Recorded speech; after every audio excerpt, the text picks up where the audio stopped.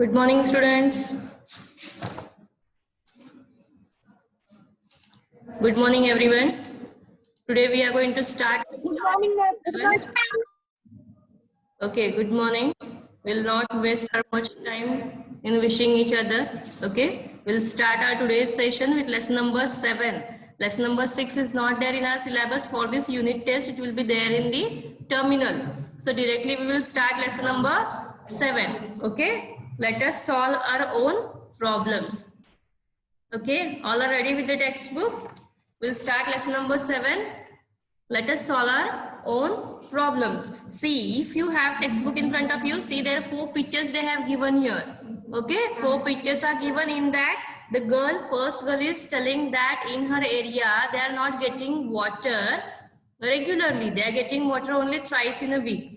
Then second picture, the boy is telling about the garbage has piled up. Too much garbage is filled on the road from where he has to go to the school. And what happens because of the over filling of garbage, it has come down on the road, and because of that flies are there, or some dirty smell is there, and he has to cover his nose and to walk by that road to go to school. The third girl is riding a bicycle, but she is very tensed. She is telling that she wanted to go to school every day on bicycle, but the road is full of traffic. Too much traffic is there on road, so she cannot go every day on bicycle. And the fourth boy is telling about the father has to go to taluka level's office every day to solve some disputes regarding their whatever disputes are arising on their land. So from all these 4, what we come to know that what is all 4 are telling about? If you see or if you'll read carefully, you'll come to know that these all are telling us about some problems. And these are not their own problems. These are the problems of the people who live around in the area. Means no traffic jam on the road, or garbage piled on the road, or some disputes among the lands. These are not their personal problems. So the problems which are faced by many people together, like people in a village, people in a society, people in an area, these are not the personal problems. These problems are faced by everyone. So these problems are called as the social problems. Okay, these are not personal problems, because the water is not getting in particular area is not that girl's personal problem. It is the problem of the people who live in their society. So it is a social problem. So how the social problems can be solved? The social problems cannot be solved by alone. They can be solved only if we each other cooperate with one another. If we cooperate with one another, if we put everyone's effort to solve these problems, then only these problems can be solved. So the social and economic problems of particular area, village can be solved only by the efforts, everyone's efforts and the cooperation among all. Then only the social problems can be solved. Then if social problems are not solved, what can happen? If these social problems are not solved at a proper time, or if you are not unable to guess what the problems are, they may reach to some extent that they can cause a severe harm to our society. Like suppose big digs are there on the road and nobody paid attention there, and then in rainy season you might have seen in many areas it happens. If that small pits digs get filled with water, some accidents can happen. So if you turn a blind eye towards a social problems, it may reach to some worst level. So to remove the social problems, what you have to do? Everyone has to put efforts and everyone has to cooperate with each other to remove these social problems. Another what social problem we have mostly in India? For small disputes, what we do? Directly disputes among the neighbors, among friends, among relatives, or in a society. Small disputes. Disputes means quarrels, fightings among the neighbors. What happens? Directly they take it to the government, or they go to police station, they go to court. Instead of doing such things, what you can do? Instead of going directly to the police stations and courts, you can form particular local administration bodies or committees. Like in villages we have no panchayat and all that. Panchayat, huh? What the people they do? For the small reasons they go to these panchayats, and they panchayat people, they listen to both the parties what problem was there, and they solve their quarrels. Such things you can do instead of directly going to the court or the police stations. And on basis of this only, the government has launched one particular scheme that is called as Mahatma Gandhi Dispute Free Village. This scheme was mostly launched for the people living in the village to solve their small disputes instead of going directly to the court or the police stations. If you follow this implemented scheme, again what we discussed about the social dispute, same thing you have to do here. You have to form a local body of the people living in the village. If any dispute is there, you have to take that group to the local bodies and they will listen to both the parties. They will sort out the problem instead of going to court or police stations. And the villages which are following this system are also given special award called as Peace Award. The government has launched this Mahatma Gandhi Dispute Free Scheme, and the villages which are following this scheme are given a special award called as Peace Award. Again, which major social problem we have in India? Social problem we have in India is about the shortage of water. Okay, same problem was there for one village in Ahmednagar district. That place was Hivre Bazar. Hivre Bazar was the village. There was lot of scarcity of water. People used to face a big problem for daily domestic activities also. For example, water was not available for drinking, for cooking, and as there was scarcity of water, what was happening? There was no cultivation of crops, no food for the animals, and the animals started dying because of the shortage of food. Then instead of going directly to the government and fight for the water, what these people in the village they did? They themselves arranged one meeting and they decided that we ourselves only conclude or will do something activity and we will remove the shortage of water. Then following different methods of storage of water, what they did? They started storing water in such a plenty form, like a collection of water, what you can say, digging big holes, and in that storing water when it comes rains, when it rains heavily, that time water was collected in the small ponds or lakes, or counter methods they used. Different methods they used to store the water, and that water was made available throughout the year. And from that, what happened? As the water was made available throughout the year, there was a greenery everywhere. As water was available, again the shortage of water problem was removed. Then animals started getting their food proper time. And now today, if you'll see that Hivre Bazar is one of the famous place the people used to visit to see only lush green surrounding. Lush green means everywhere greenery.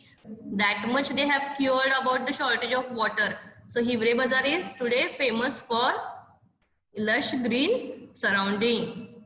Okay, like that some different methods you can utilize to solve your own problems instead of directly going to the government. Again, what big problem we people facing in India? What is the big problem we have? In India, we have the big problem of cleanliness. Yes, most of the areas are still today small villages or many societies are not that much clean which it should be. Hygiene problem is there, cleanliness problem is there. So again, what we have to do? Instead of asking government to do something for us, we ourselves, we people can come together and we can do different methods to clean the areas. And this work can also be done only with the everyone's efforts and cooperation. Alone person, if your alone person tries to clean the society, it will not work. If one family tries to clean your society, your city, it will not work. So for that, again, one more small village in Osmanabad district, they started working on this thing, on the cleanliness. So what they did to overcome the problem of cleanliness, they started the concept called Shramdan. Shramdan means what? Physically, you have to work and you have to donate that work. Means you should not take single money or any returns for your work there. No money or no returns for your work. You have to dan that. You have to give in free of cost your physical labor there. So what happens there? All the villagers were ready. Voluntary participation means they themselves participated in the that cleanliness workout. They did Shramdan, and as most of the villagers participated there, they did their Shramdan. So no returns have of that villagers they need, and finally they come to end up with the very clean village. Shramdan means what? Physical labor you have to do without taking a pie. In returns, you should not take anything. You have to dan your work. Okay, Shram you have to dan. So this concept was worked out in the Usmanabad district, and the place is now famous for very clean village.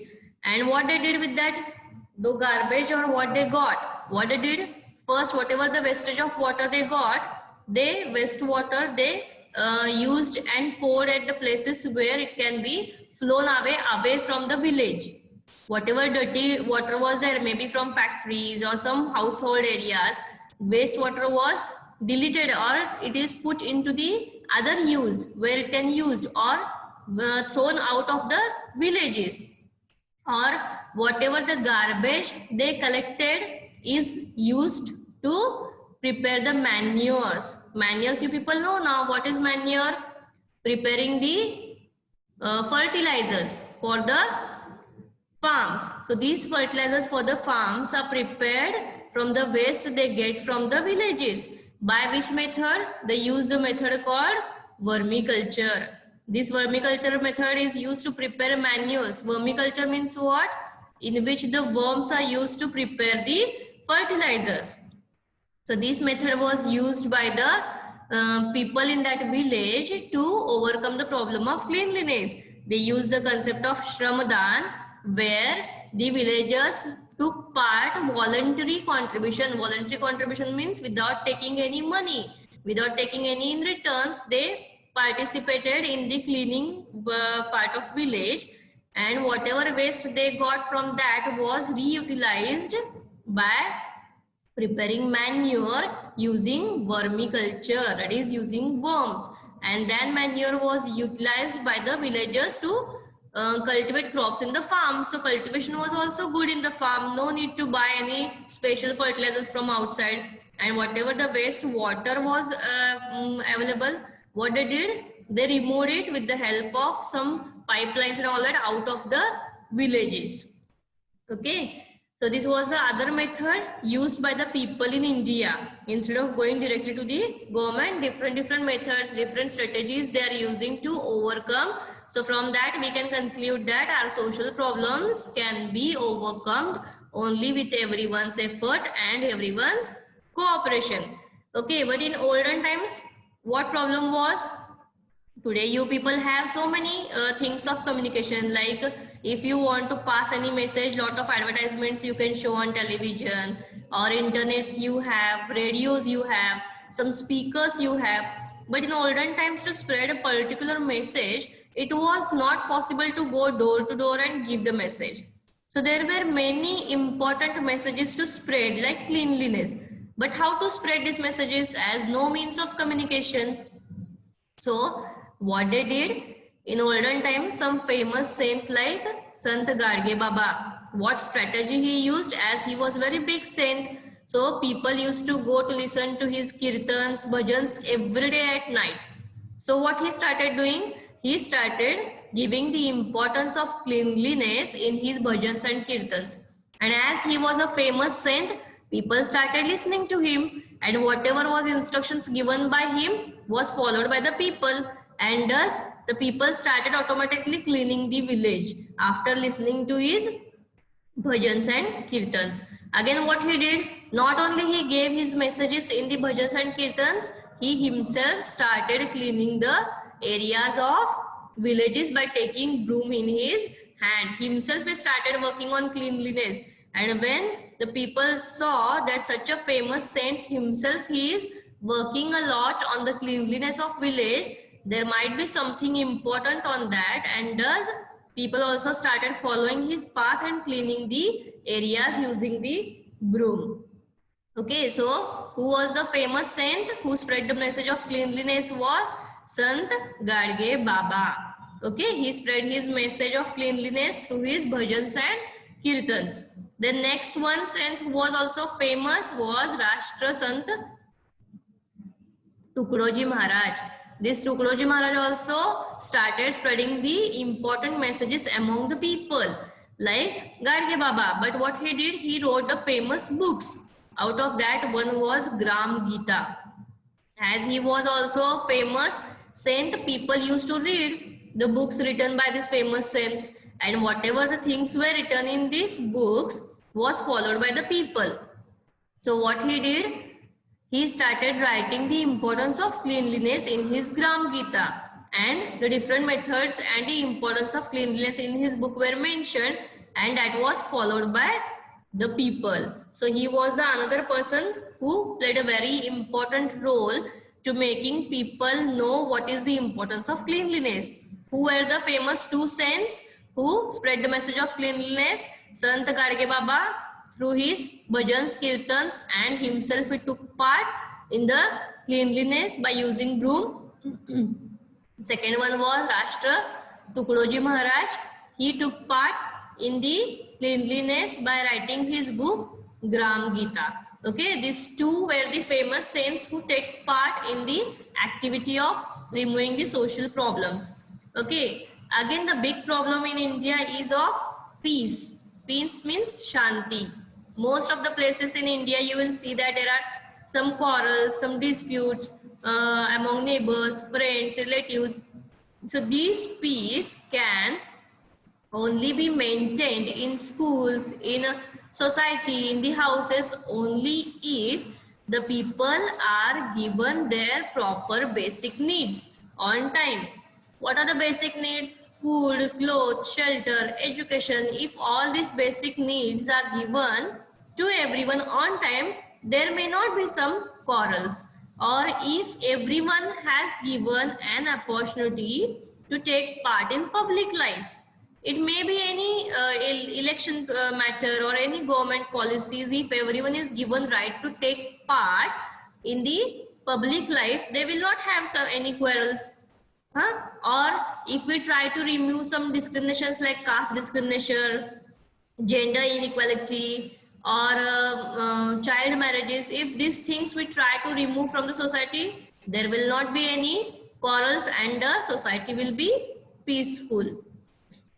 So in order to get a peaceful surrounding, first what we should do, we should provide everyone the basic needs on proper time. Everyone should be given a equal right to participate in public life, and the things like gender inequality, caste discrimination, child labor, or a child marriage act should be stopped. Then only the society can move towards the progress.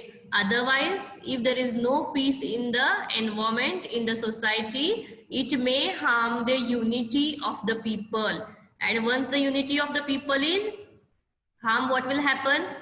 It may affect the progress of the country. The country will not move towards the progress, and the advance or the development of the country will be stopped, and it may affect to our life also. So the peace is now become a social value. It is a social value. It is not only our personal need, but it is a social value. If there is peace, there will be the advanced development in all the fields like entertainment, art, literature, science, drawing. All these things will get advanced technologies automatically if there is a peaceful nature everywhere. So one good method was practiced by the New York to maintain this peace in nature. It is not possible to keep peace everywhere all the time, but to keep peace for some time it is possible. And for some time also, if the nature is peace, what will happen? Good feedbacks we are getting. Now only you have seen just now when we started with the lockdown, what happened? As there was everywhere a peaceful environment, the wild animals, birds, they started coming out to live their life. So such thing can happen. Okay, it improves our environment. It helps to overcome with some small problems we might be having with the environment. Similarly, in New York, what they do on 21st September, in New York, they have prepared one huge bell, one ring bell they have prepared, made up of coins. And from where they got these coins? The coins they collected from the 60 nations around the New York. They collected the coins from 60 nations around New York. They prepared a huge bell out of that, and this bell they give rung. The bell was rung at exactly 10 o'clock morning on 21st September. And once this bell is rung, what happens? The people in that area in the New York has to be completely quiet for some time. No sound of vehicles, no sound of industries, no any sound there. So for some time they follow complete peaceful environment. Okay, so that day is declared as International Peace Day. When is International Peace Day? 21st September morning 10 o'clock. They give bell, and after that bell for some time there will not be a single sound of needle also. Everywhere it should be complete silence is maintained, and that bell is prepared from the coins which is submitted by the 60 nations around the New York. Such a huge bell is prepared. And if you people want more information regarding this process, which is celebrated as the International Peace Day, what they do more on that day, in your textbook they have given a website. You can visit there and see the detailed information how the International Peace Day is celebrated. Okay, so now I wanted to give you some activities. Okay,